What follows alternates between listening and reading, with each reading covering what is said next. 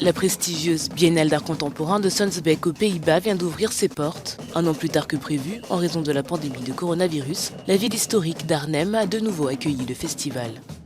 Intitulée Le travail et ses écologies sonores, cette nouvelle édition intègre à sa programmation la question de l'abolition de l'esclavage dans les Antilles néerlandaises. Ce labyrinthe de la Camerounaise Justine Gaga est ouvert à tous.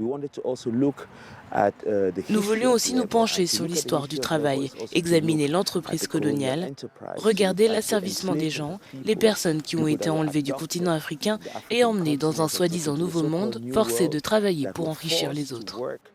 Quand vous regardez Arnhem, où se passe Sonsbeek, on voit beaucoup de répercussions de l'histoire de l'asservissement. La maison derrière moi, le Schloss Zippendal, est l'un de ces endroits, un château construit grâce au travail des esclaves.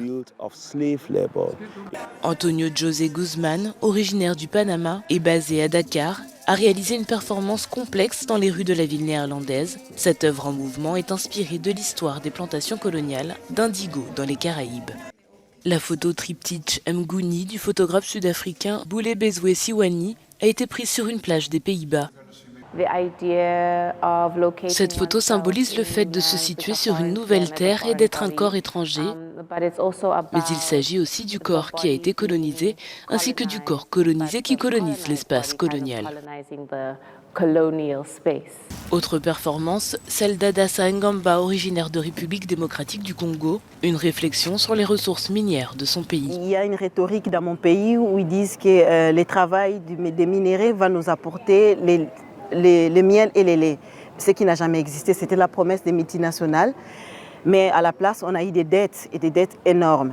Alors, j'ai peint avec ma coiffure parce que je me suis inspirée d'une tradition africaine des femmes Himba, des Namibie. Moi, le fait de peindre avec mes cheveux, c'est le fait d'avoir un pouvoir pour conquérir les esprits, l'espace.